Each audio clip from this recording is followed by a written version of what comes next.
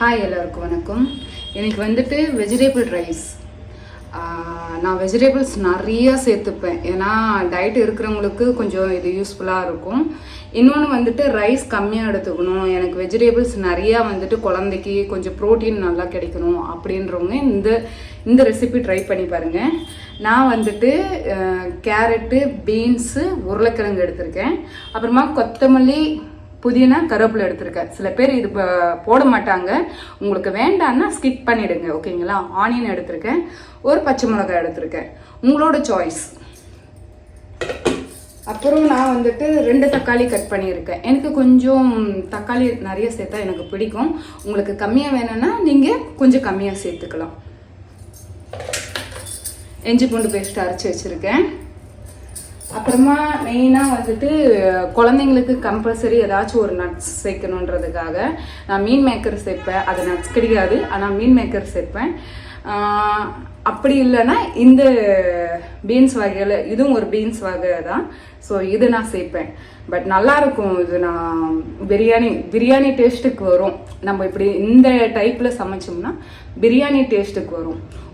ஒரு முறை நீங்கள் ட்ரை பண்ணி பாருங்கள். ஃபஸ்ட்டு அடுப்பு பற்ற வச்சுக்கலாம்.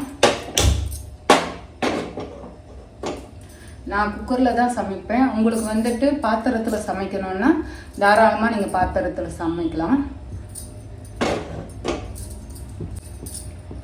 நல்லா காஞ்சிடுச்சு. இப்போ ஆயில் சேர்த்துக்கலாம்.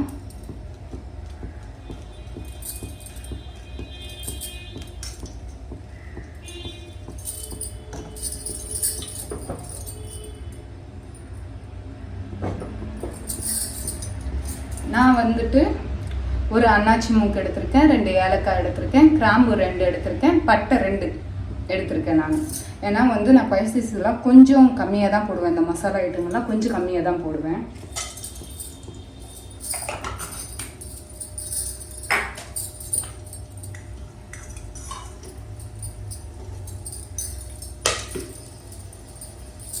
ஆனியன் சேர்த்துக்கலாம்.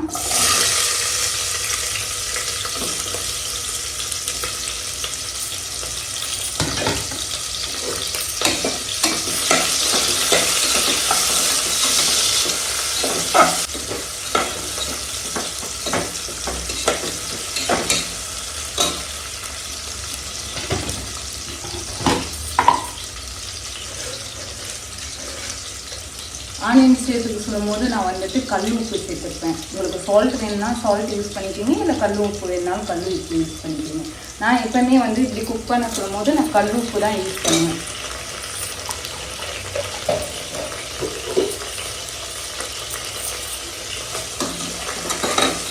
பாருங்க, ஓரளவுக்கு ப்ரௌன் கலரில் வந்துருச்சு. ப்ரௌன் கலர் வந்த உடனே தக்காளி சேர்த்துக்கலாம்.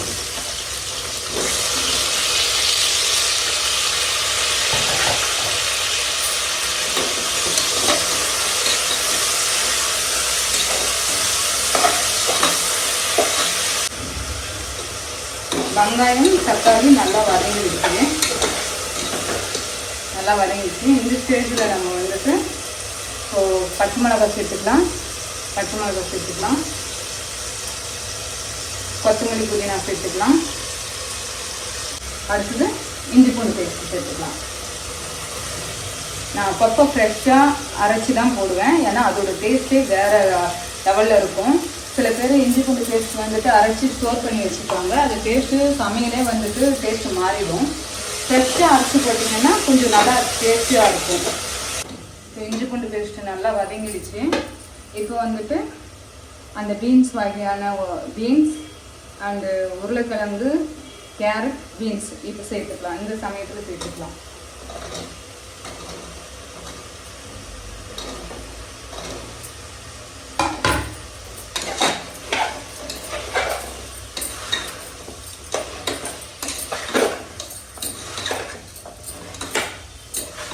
பாதி குக் ஆகிடுச்சு.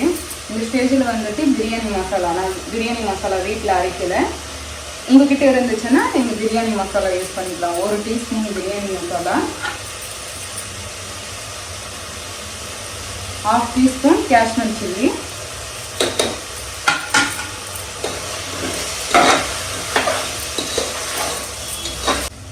இந்த ஸ்டேஜில் நான் கொஞ்சோண்டு தயிர் சேர்த்துக்கிறேன். உங்களுக்கு வீட்டு தயிர் இது இருந்துச்சுன்னா வீட்டு தயிர் தாராளமாக யூஸ் பண்ணிக்கலாம். நான் பாக்கெட் தயிர் தான் யூஸ் பண்ணுறேன்.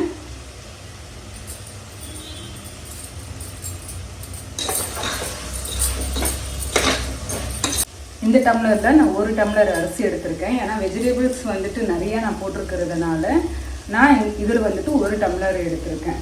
நான் வெஜிடபிள்ஸ்க்கும் ரைஸ்க்கும் சேர்த்து நான் 3 டம்ளர் கொடுக்குறேன்.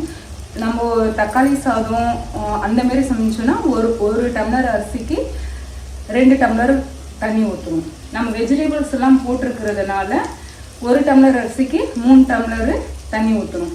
ஏன்னா சிலர் வந்துட்டு அரிசி வந்துட்டு பழைய அரிசி சொல்லுவாங்க, புது அரிசின்னு சொல்லுவாங்க. புது அரிசி தண்ணி கம்மியாக பிடிக்கும், பழைய அரிசி தண்ணி அதிகமாக பிடிக்கும். இந்த டிப்ஸ் நீங்கள் நல்லா தெரிஞ்சுக்கிட்டீங்கன்னா ஸோ அடி பிடிக்கிறது, இந்த குழைய வர்றது, இதெல்லாம் இந்த மிஸ்டேக் எல்லாம் அவாய்ட் பண்ணிக்கலாம்.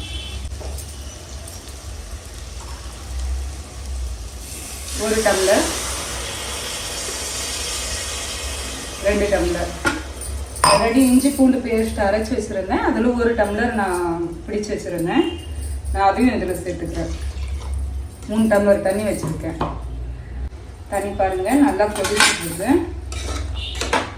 இந்த மாதிரி இந்த ஸ்டேஜில் கொதி வர சொல்லும் போது நம்ம அரிசி சேர்த்துக்கலாம்.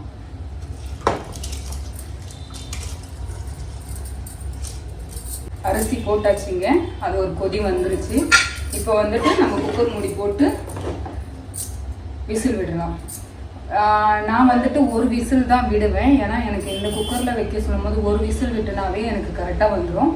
கொஞ்சம் குழந்தைங்க சாப்பிட்றாங்க, கொஞ்சம் சாப்பாடு கொலியாக வேணும்னா 2 விசில் வைக்கலாம்.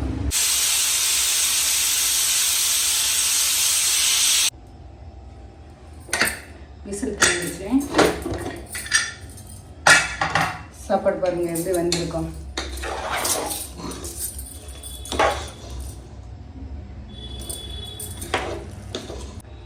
சூடான வெஜிடபிள் ரைஸ் ரெடி. ஸோ பச்சடி வச்சுருக்கேன், எக்கு வச்சுருக்கேன். உங்களுக்கு எக்கு வேணான்னா ஸ்கிப் பண்ணிவிடுங்க, ஓகேங்களா? உங்களுக்கு இந்த வீடியோ பிடிச்சிருந்தா சப்ஸ்கிரைப் பண்ணுங்கள், லைக் பண்ணுங்கள், ஷேர் பண்ணுங்கள். இந்த ரெசிபி உங்கள் வீட்டில் ட்ரை பண்ணிவிட்டு கமெண்ட் பண்ணுங்கள் எப்படி இருந்ததுன்ட்டு. தேங்க்யூ.